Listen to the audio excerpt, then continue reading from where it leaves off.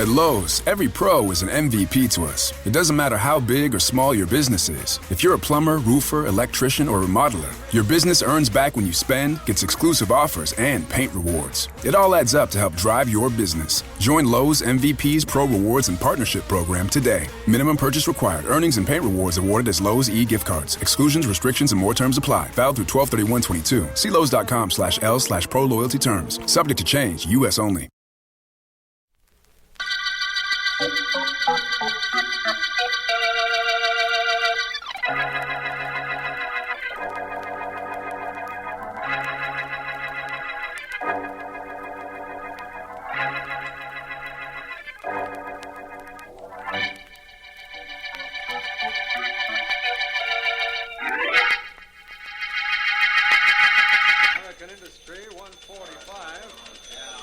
Yes, it's a good buy, I think. Of course, the next dividend is questionable. If I were you, I'd get into White Willow Refineries. They're going to move that stock up 5 points. Call for you, Mr. Ames. It's in your office, Mr. Ames. Oh, excuse me, sir. I'll call you back. 15 1/2. Davis Motors, 168. Ames speaking. Stuart, this is Dawn. Oh, yes, darling. What is it? I'm How's quite the busy. market? Holding its own, I'd say. White Willow is off a fraction. That's what you're really interested in, isn't it? Ah, you're what I'm really interested in, Stuart. Well, tell me about it tonight, will you, darling? I've got some people waiting to see me. I'll be up around... Well, you better name the time. Oh, I can get rid of Nate around 8:30. Play safe and be up around 9, will you? I'll be there. Goodbye, darling. Bye. Sit right down again, Ames. What? I want to talk to you. Oh, it's you, Mr. Leroy. How are you? I'll let you know in a little while, as soon as I close this door so we can have some privacy. Yes? What is it? Ames, 3 months ago, you urged me to buy 10,000 shares of White Willow Refineries. I wouldn't say I urged you. I pointed out that the company was in good financial shape and had excellent possibilities. There was going to be a merger. If it had gone through, the shares would have been split 2 for 1. Yes, I know. That's what you told me. But there was no merger. And the stock is off 15 points from what I paid for it. I'm sorry, Mr. Leroy. I don't control the companies. I just recommend investments for my clients, and most times they turn out well. You knew White Willow was a dog stock when you put me in it. I've lost $150,000, all the money I had in the world. Oh, look here, Mr. Leroy. You can't be blaming me for that. The investment must have looked good to you. Yes, it looked good because you recommended it. I mortgaged everything I own, went into debt to buy that stock. I'm broke, Ames. If I sold that stock now, I couldn't get enough money to pay my debts. I'm really sorry, Mr. Leroy, but there isn't anything I can possibly do about it. No, huh? No. Well, there's something I can do about it. You don't think I'm going to take a loss like that lying down, do you? Oh, no. Somebody's going to take it lying down, but it won't be me.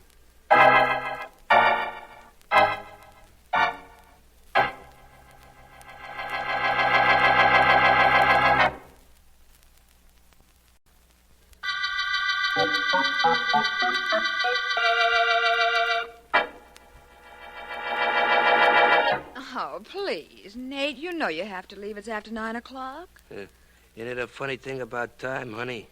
It goes so fast sometimes and so slow other times, huh? Ha ha, sure. And now, come on, I'll help you with your coat. Well, what's the hurry, Dawn? What's with this Russian act? What have I got, the measles or something? What? Well, what have you got, a date or something with some other guy? Oh, Nate. Now, look. I'm not the kind of a character who thinks my baby will cross me. She wouldn't do that. Would she, baby? Uh-huh. She's too smart. Ain't she, baby? Uh-huh. I'll be seeing you, baby. Bye. Oh. Dawn. Stuart, where? Heard you and Nate talking. So I came in the back way and waited until he left. Oh. Good thing you didn't catch me walking in here. It's all I'd need. What's the matter, Stuart? Something else wrong? Oh, yes. The market, Dawn. Started to bend in the last hour. Afraid it's going to crack at the opening tomorrow. Is White Willow down? 2 points. And it's White Willow that's got me worried. George Roy says he went broke on that stock, and that it's my fault. Looked like he was desperate. Oh, forget about it, Leroy, darling. And listen to me. It's Nate. I have an idea he knows about you. What? How could he? Well, don't ask me. Only Nate has a way of finding things out in this town. He's got a finger in every racket and a fingerman on practically every block. What makes you think he knows about me? Oh, just a couple of things he said, that's all. Nothing definite. Nate never says anything definite, just a few hints. Enough to worry me, I'll tell you that. Enough to worry you? Well, what about me? If Nate Amico knows that I'm seeing his girl, I'm really in trouble. Oh, darling, don't you think I'm worth a little trouble? Oh, yes, of course you are. Listen, maybe it'd be better if we didn't see each other for a while. What? Maybe I ought to take a little trip somewhere for my health. Oh, but your health is wonderful, darling. Yes, it is now. But there's no telling how long it'll stay that way. With George Leroy and Amico around.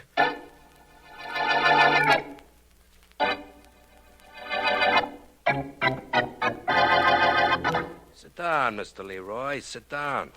Always like to have somebody that comes to see me sit down. Thank you, Mr. Amico. Thanks very much.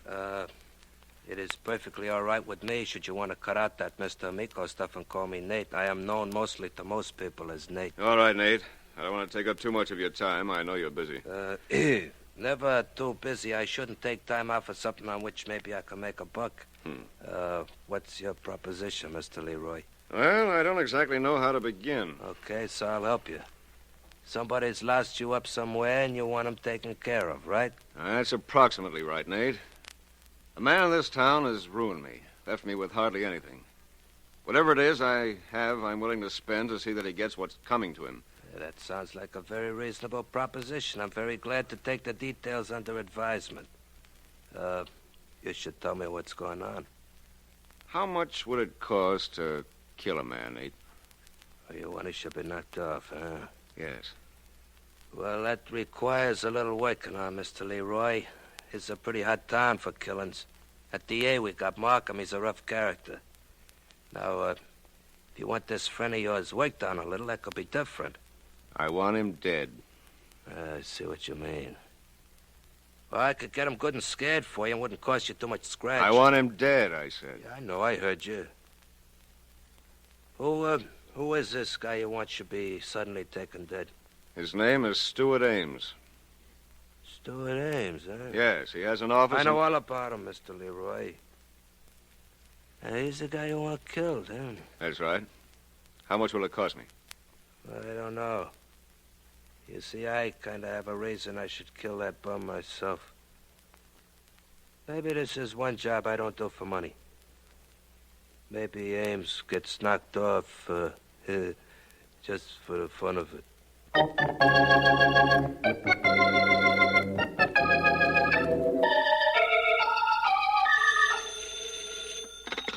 97th Precinct, Murphy speaking. Hello, place. There's been a murder at the Caton Apartments. Come right away. Caton Apartments, you say? Who was killed? A stockbroker named Stuart Ames. It only happened a couple of minutes ago. I was passing by his apartment. I heard a shot, and I went in and found him on the floor, dead. No sign of the murderer? Well, he must have gotten out the back way. I grabbed the phone and called you. Hey, you did good. Wait right there. We'll have some men up in 5 minutes.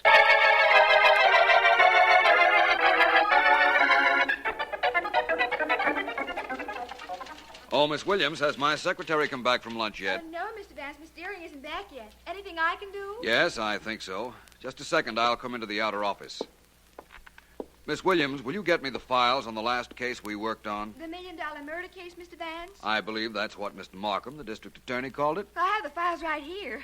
Oh, you did a wonderful job on that case, Mr. Vance. You certainly know how to find murderers. Finding murderers, Miss Williams, consists exclusively in knowing where to look. Oh, it certainly sounds simple when you say it that way. Now, if it was me, Vance, I'm glad I found you in. Well, Markham, my friend, we were just speaking of you. What's the excitement, or should I guess? You ever guess, Vance? I didn't think so. Let's go into your private office. I have something to tell you. Of course, Markham, after you. Thank you. A murder this morning, Markham? No. Last night, Vance. I just received word of it this morning. Apparently, Sergeant Heath tried to reach me last night, but I spent the night at a friend's. Who was killed? A man named Stuart Ames, stockbroker. He was a specialist in a stock called White Willow Refineries. You know anything about it? I know nothing about it or about him. What are the details? Well, a neighbor heard the shot, rushed into Ames' apartment, found him lying there on the floor, and called the police. Any other details? Several.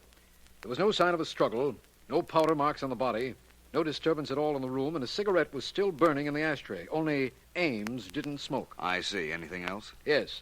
We have 3 prospective suspects and 1 definite clue. A clue, Markham? What is it? In the dead man's hand, Sergeant Heath found a button from a sports jacket. One of those leather buttons, you know the kind. Yes, I do. And that's your clue, Markham? Of course. I'd forget it if I were you. What? Why? The button was planted there just to throw off any investigator. But, Vance, what can you possibly know about... My dear Markham, if there were no signs of a struggle and no powder marks on the body, how could the killer have been near enough to the victim for Mr. Ames to yank a button from a coat? Yeah. Now that you mention it, I see what you mean. Of course, the killer might have been near enough to Mr. Ames to shoot him after a struggle, providing there was time enough for him to straighten up the apartment after firing the shot, but apparently there wasn't. No, there wasn't. The neighbor came rushing in immediately, he says. The murderer undoubtedly went out the back way. Undoubtedly. Well, it's nice to know I'm right about something. You want to know about the suspects, Vance? Please. First, there's a man named George Leroy who lost a fortune due to the dead man's stock recommendations. Yes. Then there's a gangster named Nate Amico. Ames was fooling with his girlfriend. And last, there's the girlfriend. Who's she? Her name is Dawn Vander, former nightclub singer.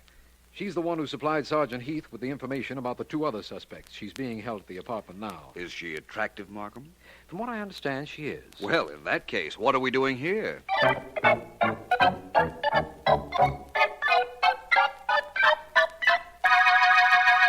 Miss Vander, if there's anything you can tell me about this case, I'd be very grateful.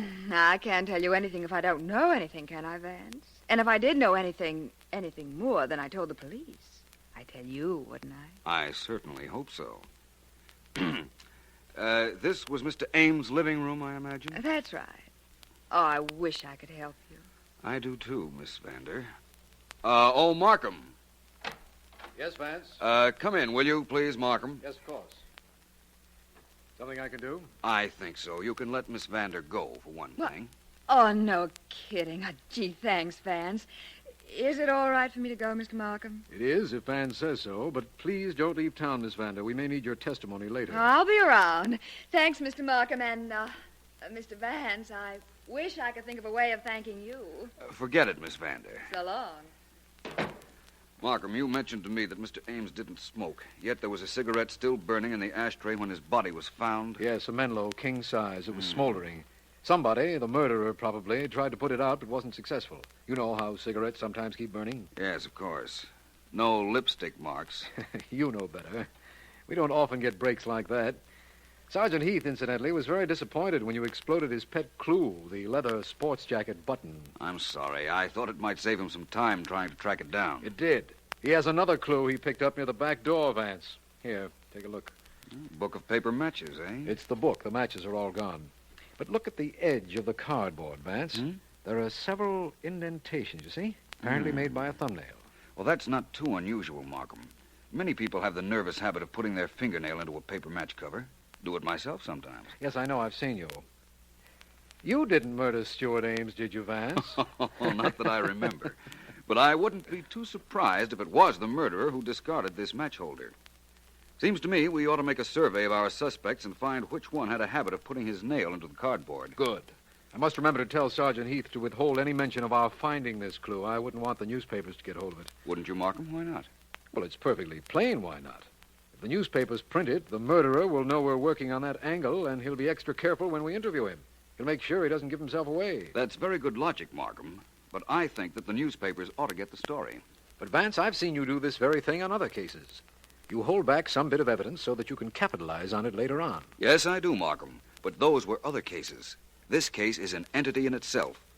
I think another theory applies to it. Yes? Make sure the reporters get the story of the match cover, Markham. Then give me 24 hours, and I'll deliver your murderer to you.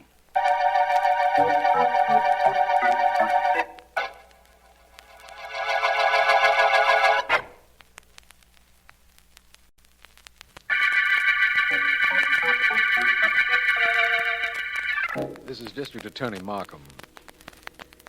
The White Willow murder case began with the finding of the body of Stuart Ames, stockbroker specialist in White Willow stock. Suspects include George Leroy, who went bankrupt following Ames' market tips, Nate Amico, gangster boyfriend of Dawn Vander, nightclub singer whom Ames was seeing, and Miss Vander herself. Philo Vance believes that a paper matchbox cover with fingernail markings is a vital clue, but hasn't said why. One of my men has reported that Miss Vander has just visited Nate Amico's apartment, but we don't have anything... Oh, now, look, honey, you're blowing your top. Put that gun away, will Oh, you? no, Nate. It stays just where it is, and you stay right where you are. Don't make a move. And don't say anything till I tell you it's okay to talk. Oh, now, don't, baby. Shut up, I said. Who you calling? The district attorney. Oh, you thought you were awful cute, didn't you, Nate? Well, I'm cuter. Oh, now, baby. Shut up and don't come near me. Markham speaking. Mr. Markham, this is Dawn Vander. I'm in Nate Amico's apartment. Yes, I know. One of my men saw you go in. Good. Get him to come right up here, Markham. Nate killed Stuart Ames. I know he did. Well, you no good two-timing broad. Oh. Miss Vander, what was that, please? Miss Vander. You did it. I didn't get... Didn't you, baby? Hello? You did it. Hello? Hello? Mr. Markham? Oh, yes, I'm still here, Miss Vander. What happened? Don't bother sending up any men for Nate Amico, Mr. Markham. Send them up for me. I just shot and killed him.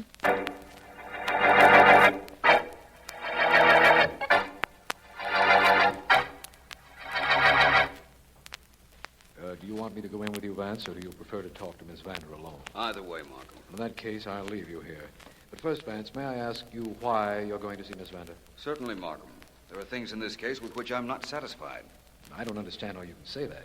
It's very obvious that Amico killed Ames, and that Miss Vander killed Amico when he tried to prevent her from telling that to me on the telephone. The last part of that statement is correct, Markham.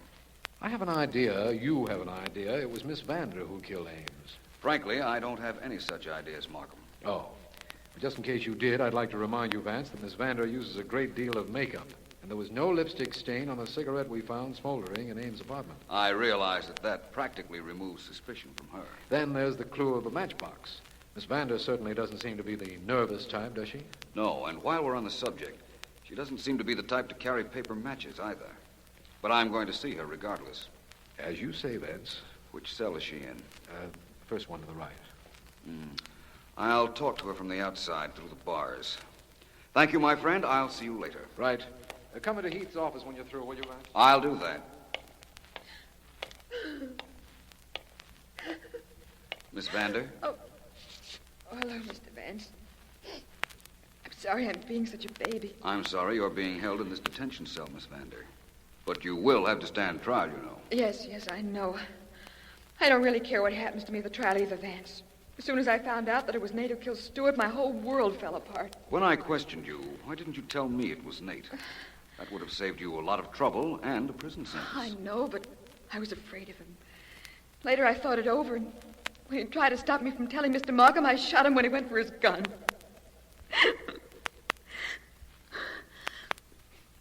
Cigarette, Vance? No, thank you.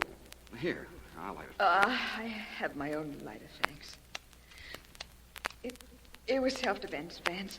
Markham knows that. He could hear Nate threaten me over the telephone. Yes, I know. He told me that. Having trouble with that lighter, Miss Vander? No fluid, I guess. Allow me, please. Just hand it to me through the bars. These Burton lighters are tricky. There. Thank you. Is there anything I can get for you while you're here, Miss Vander? Oh, no, I don't think so. Unless you can get me my compact, I'm lost without it. I'd even settle for my earrings or a cigarette holder or a couple of bobby pins. Anything so I don't look like everybody else in this cell row. I'll ask Mr. Markham to get them for you, Miss Vander. I'll send you some cigarettes.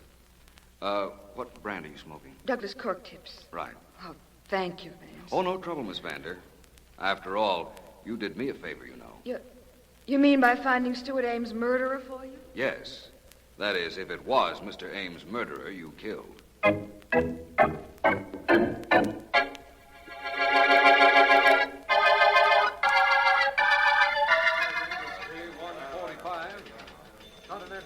I beg your pardon. You're Mr. Leroy? Yes? Who are you? My name is Vance, Philo Vance. Oh, how are you, Mr. Vance? Fine, thank you. Mr. Leroy, you follow the market? I did when I had enough money to play with stocks. I don't anymore. I just come down here now to see how much money I might have made if I bought stocks of my own choosing. Instead of the ones the late Stuart Ames picked out for you. Yes, that's right. That was the information we had, Mr. Leroy. I just wanted to be sure. By the way, you smoke? Well, yes, of course I do. May I see your lighter? I don't use a lighter. Ordinary paper matches are good enough for me. You want to see them? Yes, as a matter of fact, I do. Here you are. Have them right in my hand. It's a habit, I guess. These nail punctures in the side. That's habit two, isn't it? Well, I don't know. I hadn't thought much of it. I didn't realize I was doing it. No, I venture to say you didn't. Now, wait a minute, Vance. Don't build anything. The police know that dead gangster killed Ames. I didn't kill him. You've got to believe that. Do I, Leroy? Why?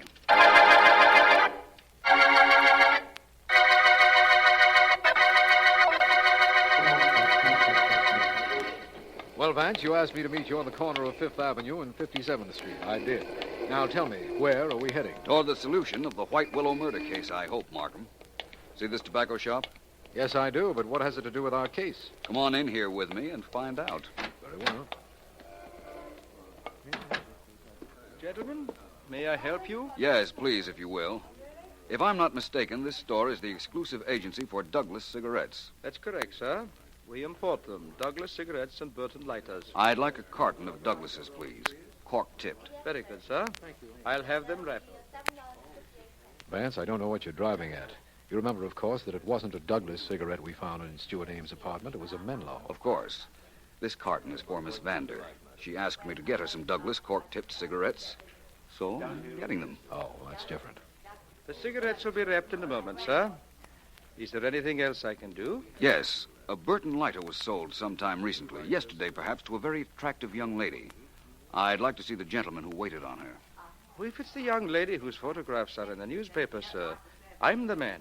She came in and purchased a lighter and a package of Douglas's the first thing yesterday morning. Never saw her before that. That's what I thought. Dawn Vander bought a cigarette lighter yesterday morning, Vance. How did you know that? I'll explain later. Will you have her and Mr. George Leroy in your office this afternoon, Markham? I'd like to talk to them both, but I'm sure only one of them will want to listen to me.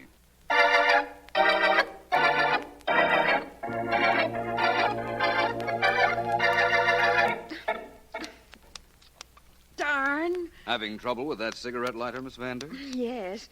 You want to try and make it work again, Mr. Vance? Try these matches of mine. They never fail. Oh, thanks. Here you are. Now, Mr. Leroy, you and I had a little chat in the brokerage office this morning. You didn't tell me all I wanted to know. I'll tell you the whole truth, Vance. I offered to pay Nate Amico to kill Stuart Ames for me. But he told me that he would do it for the fun of it. Well, Vance, that just about cinches the case against the dead Nate Amico, doesn't it? Not quite, Markham. Not quite. What do you mean, not quite, Vance? I told you I knew he'd kill Stuart Ames. That's the reason I shot him. Now you hear this Mr. Leroy tell you Nate told him he was going to kill Stuart. What else do you want? For one thing, I want those matches I gave you, if you don't mind. What? Thank you. And now, in case you'd still like to know what I want, Miss Vander, I want Mr. Markham to hold you for the murder of Stuart Ames.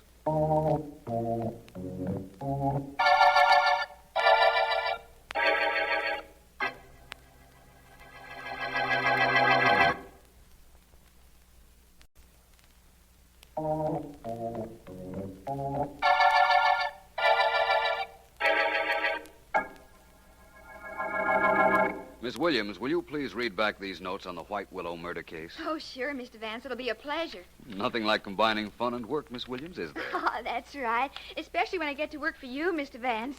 Well, here are the notes. To F.X. Markham, District Attorney. You have asked me why I was certain that Miss Vander was Stuart Ames' killer, and you cited the cigarette left burning in Ames' apartment when his murderer fled.